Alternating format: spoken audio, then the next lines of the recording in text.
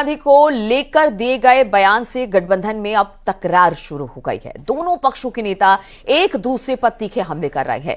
रामगोपाल के बयान पर कांग्रेस सांसद इमरान मसूद का बयान सामने आ गया है। इमरान मसूद ने कहा कि रामगोपाल के कहने से नहीं होता कि इंडिया ब्लॉक के नेता राहुल गांधी ही हैं। रामगोपाल के नेता राहुल गांधी नहीं है तो फिर मेरे नेता भी अखिलेश यादव नहीं है। ये रामगोपाल जी ने इस तरह का बयान दिया, मुझे समझ में नहीं आता। इंडिया ब्लॉक के नेता तो राहुल गांधी ही हैं। ये रामगोपाल जी के कहने से नहीं होता। नंबर वन, रामगोपाल जी के नेता नहीं है, ये हो सकता है क्योंकि उनके नेता अखिलेश यादव है, मेरे नेता राहुल गांधी है। अखिलेश यादव भी तो मेरे नेता नहीं है। अगर कोई मुझसे पूछेगा कि अखिलेश यादव मेरे नेता नहीं है, मेरे नेता। अभी सपा के नेता हैं आईके सिंह, उन्होंने भी ट्वीट किया है। उनका कहना है कि जो गठबंधन है उसका नेतृत्व को बदलने की अब जरूरत आ गई है, क्योंकि इनका दिल जो है अपनी औकात से ज्यादा बोलने वालों को अपने गिरबान में झांकना चाहिए। उनकी हैसियत नहीं है राहुल गांधी के बारे में बोलते हैं। कांग्रेस और समाजवादी पार्टी में तकरार के बीच बीजेपी सांसद भोला सिंह का बयान सामने आया। भोला सिंह ने कहा कि दोनों पार्टियों को एक दूसरे के वोट बैंक में सेंधमारी होती दिखाई दे रही है।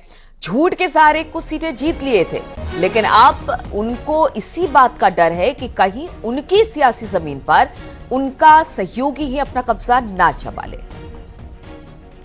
पल जी और कांग्रेस और समाजवादी, इन्होंने लोकसभा में गठबंधन किया, लोगों को गुमराह करके कुछ वोट इन्होंने ले ली, कुछ सांसद इनके बन गए।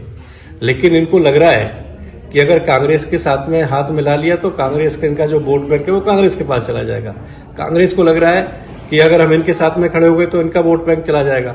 अभी उपचुनाव हुआ 9 सीटों पे, आईएनडीए की ये बात करते हैं और बोलते हैं कि हम सब एक हैं, तो ये कैसे एक है? एक भी सीट लड़ने का मौका कांग्रेस ने इनको नहीं दिया और समाजवादी ने कांग्रेस को नहीं दिया।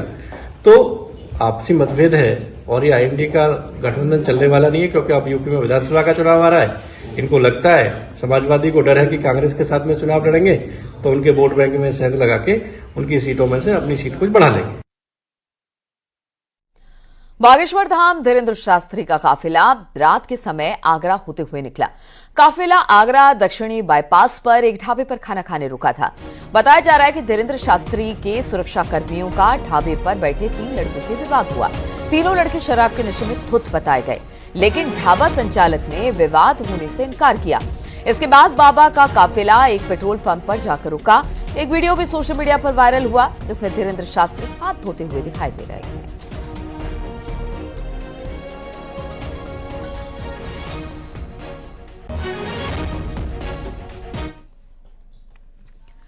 मेरठ के रेस्टोरेंट में ज्योतिष फैमिली को नॉनवेज खिलाने का मामला अब गर्मा गया है। मुस्लिम वेटर और मैनेजर पर हिंदू फैमिली को नॉनवेज खिलाने पर लगातार विरोध हो रहा है। हिंदू संगठन के लोगों ने रेस्टोरेंट पहुंचकर नारेबाजी की और सीएम योगी से मामले में संज्ञान लेने की मांग की। उनका आरोप है कि साजिश के तहत ही हिंदुओं का धर्म भ्रष्ट करने की कोशिश की जा रही है। दरअसल रेस्टोरेंट में वेज खाने वाली फैमिली को रोस्ट चिकन परोसने का आरोप है। परिवार को पता चलने पर काफी हंगामा भी किया गया था।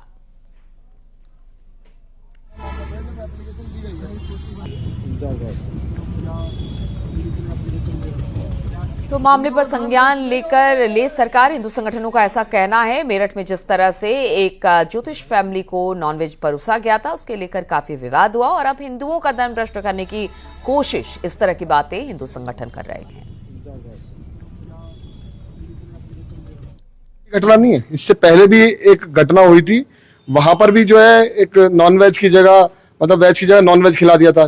यहाँ पे भी जो है वेज मांग रहे हैं तो नॉनवेज ऑर्डर दे दिया गया है। स्टाफ बनाने वाला भी मुस्लिम है, जो मैनेजर है वो भी मुस्लिम है। मुझे तो ये समझ में नहीं आ रहा, जहां भी ये लोग इस तरीके से कर रहे हैं तो हिंदुओं का धर्म भ्रष्ट क्यों कर रहे हैं? और पुलिस ने अब तक केवल जांच चल रही है। परसों रात की 11 बजे की घटना है। परसों 11 बजे से लेकर अब तक 48 घंटे से ज्यादा हो चुके हैं। पीड़ित ने शिकायत भी दे दी है पुलिस को और उसके बाद भी अब तक जो है केवल जांच हो रही है। मुकदमा पंजीकृत होना चाहिए और ऐसे रेस्टोरेंट में वेज और नॉनवेज की किचन अलग हो। विश्व हिंदू वाहिनी और बजरंग दल के राष्ट्रीय अध्यक्ष प्रवीण तोगड़िया ने बांग्लादेश के हालात पर चिंता जताई। उन्होंने कहा कि भारत सरकार को भी बिल्कुल इजरायल सरकार की तरह रुख रखना चाहिए। बांग्लादेश में मानवाधिकार बिल्कुल खत्म हो चुका है।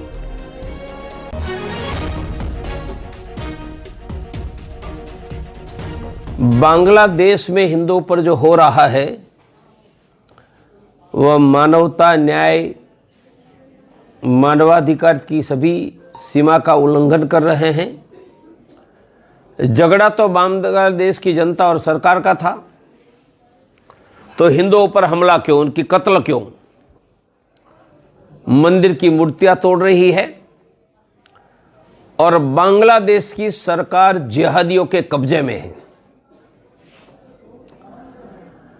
हम चाहेंगे कि इजराइल सरकार जो कर रही है वह भारत सरकार करे।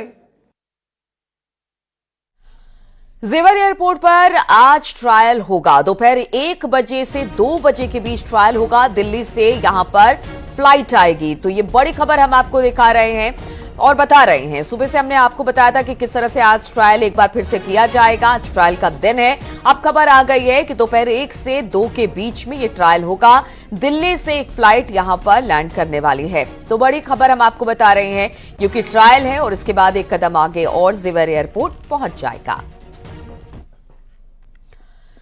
तो संभल में एक बार फिर से बुलडोजर वाली कार्रवाई हुई। मानकों के विपरीत भट्टा संचालकों पर कार्रवाई हुई। 5 ईंट भट्टों पर बुलडोजर चला। पॉल्यूशन कंट्रोल बोर्ड के निदेशक का निर्देश पर खनन महकमे और प्रशासन की संयुक्त टीम ने यह कार्रवाई की। असमोली थाना इलाके में यह कार्रवाई की गई है। तो हम आपको दिखा रहे हैं कि किस तरह से ईंट भट्टों पर पॉल्यूशन फैलाने का आरोप था और अब इसके बाद इस पर कार्रवाई हुई है। 5 ईंट भट्टों को ध्वस्त कर दिया गया है।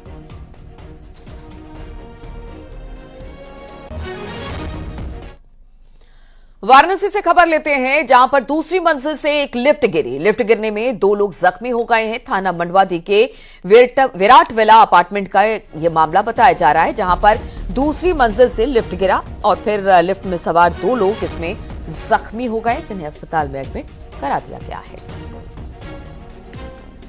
तो लिफ्ट गिरने से 2 लोग जख्मी हुए। ये वाराणसी का मामला है, जहां पर एक अपार्टमेंट की दूसरी मंजिल से लिफ्ट गिरी। 2 लोग सवार थे, जिसमें 2 लोगों को चोटें भी आई हैं। फिलहाल उन्हें अस्पताल में भर्ती करा दिया गया है।